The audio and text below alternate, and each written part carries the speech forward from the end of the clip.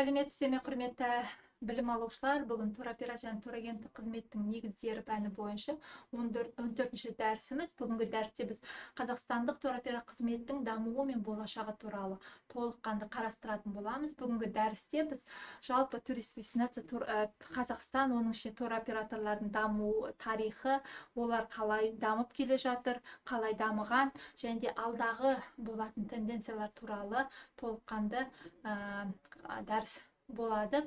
Енді бүгінгі дәрістің негізгі мақсаты Қазақстанда туроператор қызметтің қазіргі жағдайы мен дамуы туралы үрдістерді қарастыру, сонымен қатар олардың мүмкіндіктері мен болашақта болатын бағыттарын талқылау болып табылады.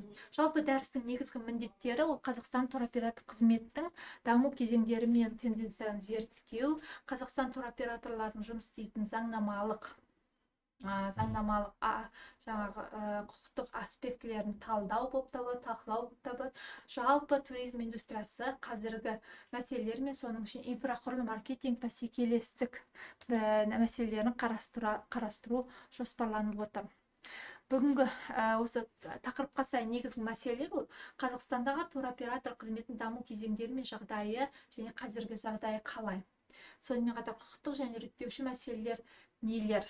Туроператор қызметте Қазақстанда экологиялық және мәдени туризм даму бағыттары туралы толыққанды қарастыратынбыз, және цифрлық және жаңа технологиялар әртүрлі туризм саласындағы қиындықтар мен тәуекелдер туралы толыққанды әртүрлі мәселелер мен кейстермен талқыланатын болады.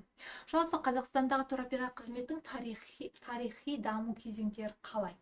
Ең бірінші ол Қазақстан туроператор қызметтің даму кеңестік дәуірден басталады. Себебі бұған дейін 1991 жылға дейін ол кеңестік, яғни белсенді туризммен, спорт туризммен туроператор қызметтер байланысты болса, алайда тәуелсіздік алғаннан кейін бұл сала, яғни экономикалық табыс әкелуші сала, туризм саласы деп қарастырған болатын. Сол себепті біз тәуелсіздікке дейінгі, тәуелсіздіктен кейінгі деп туроператор қызметі, жалпы туризм индустриясын біз Қазақстанда бөлеміз. 1990 жылдар Қазақстан тәуелсіздік алғаннан кейін ол шетелдік туризм дамытуға, халықаралық нарыққа шығуға белсенді атсалысты. Бұл жерде туризм индустриясы әртүрлі проблемалар болды, заңнамалық болсын, алайда негізгі біздің мақсатымыз 91 жыл, яғни тәуелсіздік алғаннан кейінгі ол Қазақстан өзінің тәуелсіз ел ретінде, яғни тәуелсіз туристік дестинация ретінде қалыптастыра бастады. Оған мол мүмкіндіктер бар екенін білесіздер өздеріңіз. Әртүрлі дестинациялардың болуы, әртүрлі туризм түрлерінің дамуы, сонымен қатар әртүрлі бағыттағы туризм түрлерін дамытуға көптеген потенциал жеткілікті. 2010 жылдар аралығында Қазақстан туризмі, ол инфрақұрылымы дамып, 90 жылдарға салыстырғанда әлемдік нарыққа толыққанды кіруге мүмкіндік алды. Мысалға айтатын болсақ, Алматы, Астана, немесе Түркістан, басқа да турист дестинациялар осы халықаралық деңгейдегі туроператор қызмет ұсынушы туроператор қызметтер ұйымдастырылды. Жалпы Қазақстанда туроператор қызметінің негізгі бағыттары қандай? Қазақстандық туроператор ол ішкі және сыртқы туризммен айналысатын туроператорлар болып бөлінеді. Алайда бұл жерде ішкі туризм, яғни қазіргі уақытта ішкі туризмнің сұранысы өте жоғары, яғни Қазақстан ішінде әртүрлі туристік нысандарға бару туризмі өте жоғары. Оған айта кететін болсақ, ұлттық парктеріміз бар, әртүрлі қорықтарымыз бар, және де тарихи мәдени орындар оған бір себеп дамуына. Енді шетелдік немесе сыртқа шығу туризмі, яғни сыртқа шығу туризмі, осы шетелдік туризммен, яғни шығу туризмі, кіру туризмі. Осы жерде енді ең бірінші ол Қазақстаннан шығатын туристер және де Қазақстанға келетін туристер. Енді осы жерде туроператор қызметтің бағытына немесе олардың ұсынатын қызметіне байланысты қандай бағытқа бағытталған. Ең бірінші мен әрбір практикалық сабақта мен сіздерге айтатын болатынмын, яғни ең бірінші туроператор үшін, қазақстандық туроператор үшін, яғни болашақ сіздер турагент, туроператор ретінде жұмыс жасайтын болсаңыздар, Қазақстанды әлемдік деңгейде сатуға, яғни Қазақстанның ішкі туризм сыртқа сатуға мүмкіндік, яғни шетелдік туристер шақыруға көптеген потенциал жеткілікті. Сол себепті осы жерде әртүрлі Азиядағы Орта Азиядағы жаңа дестинация ретінде Қазақстан өте қызықты болып табылады. Ол этнотуризмнің пайда болу, номадизм туризм, номад туризмнің пайда болуы да белгілі бір оң ықпалын тигізуде, немесе тұрақты туризм, экологиялық туризм, ұлттық парктерге баруы, немесе жаңағы қорықтардың тиімді пайдалануы деген сияқты. Сонымен қатар медицина және экологиялық туризмге де мүмкіндік бар. Атап айтқанда Қазақстанның балнеологиялық курорттар өте көп. Сонымен қатар жаңағы экологиялық туризм дамытуға болады.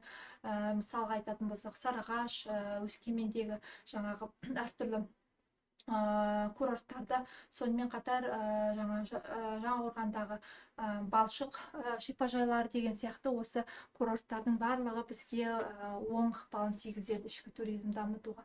Сонымен қатар қалааралық және халықаралық туризм бұл жерде, яғни белгілі бір Түркістан облысынан Алматы облысына саяхат деген сияқты белгілі бір қалааралық, облыс аралық байланыстарында осы негіздегі маршруттардың да дамуы ол ішкі туризмге оң ықпалын тигізеді.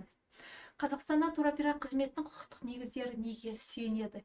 Ең бірінші біздің 2001 жылғы туристік қызмет туралы заңы, ол туризм туралы заңы.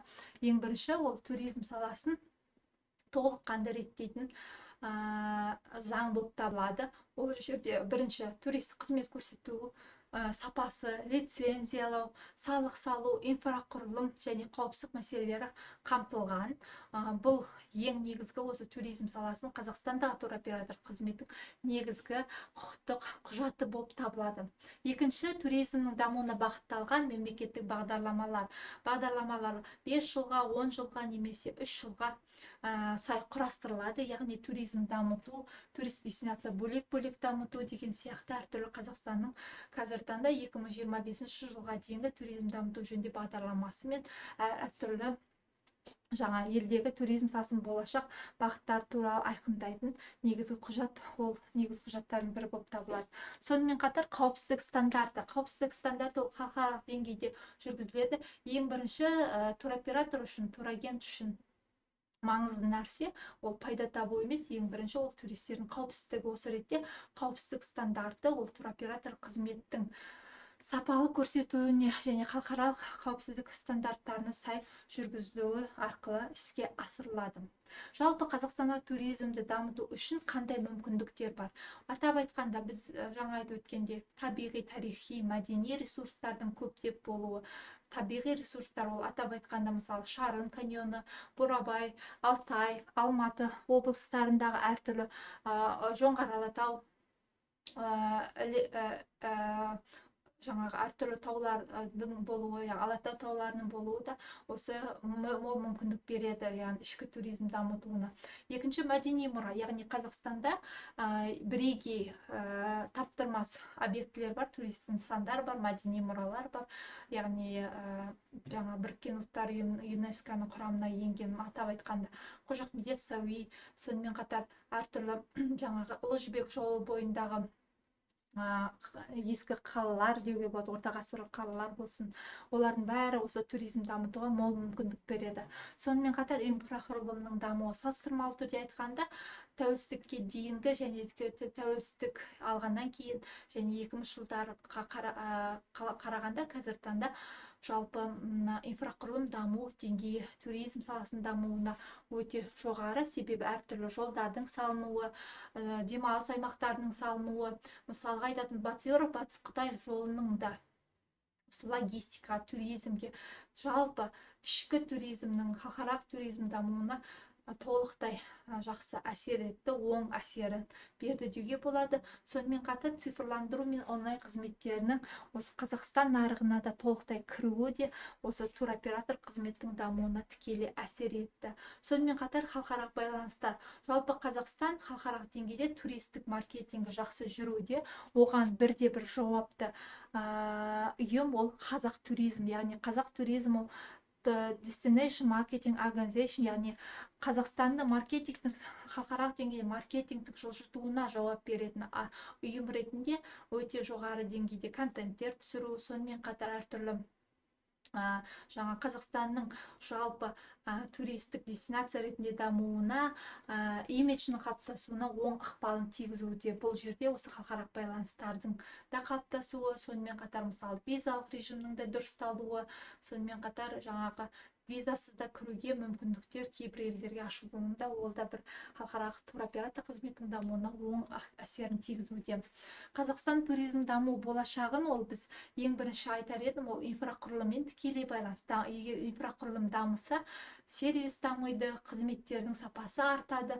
Сонымен қатар осы сала бойынша, яғни қонақ үй бизнесі, мейрамхана бизнесі, туризм саласы бойынша жалпы сапалы кадрлар дайындау, сапалы қызметтерді ұсыну тікелей осы туризмнің дамуына оң ықпалын тигізеді. Қазақстан туризм даму болашағы ол бірнеше бағытқа бөлуге болады. Ол мәдени туризмнің дамуы, жаһандық деңгейде туризм дамуы, халықаралық деңгейде, сонымен қатар қалааралық туризмнің дамуы, экологиялық туризм. Осы туризм түрлерінің дамуына Қазақстанда мол мүмкіндік бар. Себебі бірінші жаңа айтып өткендей, мәдени мұралардың дұрыс жаңағы орналасуы, сонымен қатар инфрақұрылымның дамуы, экологиялық туризмге әртүрлі Қазақстандағы табиғи жаңағы парктердің болу, ұлттық парктердің болу, олардың жаңағы тиімді пайдалану да бір экологиялық туризм дамуына, осы болашақ нарықта осылар сұранысқа ие болатыны толыққанды сенімдімін. Жалпы қорытындылай келе, бүгінгі дәрісте сіздер Қазақстанның туристік дестинация ретінде дамуында қандай мәселелер бар, болашақта қандай тенденцияларға мол мүмкіндіктері бар екені, сонымен қатар жалпы Қазақстан туроператор қызметінің даму жолы туралы толыққанды ақпарат сіздерге жеткізілді. Сонымен қатар қазіргі таңда қалай қазақстандық туристік нарық қалай дамып жатыр, туроператорлық қызмет қалай дамып жатыр, және де жаһандық туризмдегі қазақстандық туристік дестинацияның туроператор қызметтің алғышарттары қалай жүріп жатыр, сонымен қатар құқықтық негіздер мен әртүрлі мүмкіндіктер туралы толыққанды ақпарат сіздерге түсіндірілді. Жалпы пайдаланған әдебиеттер бүгінге осы.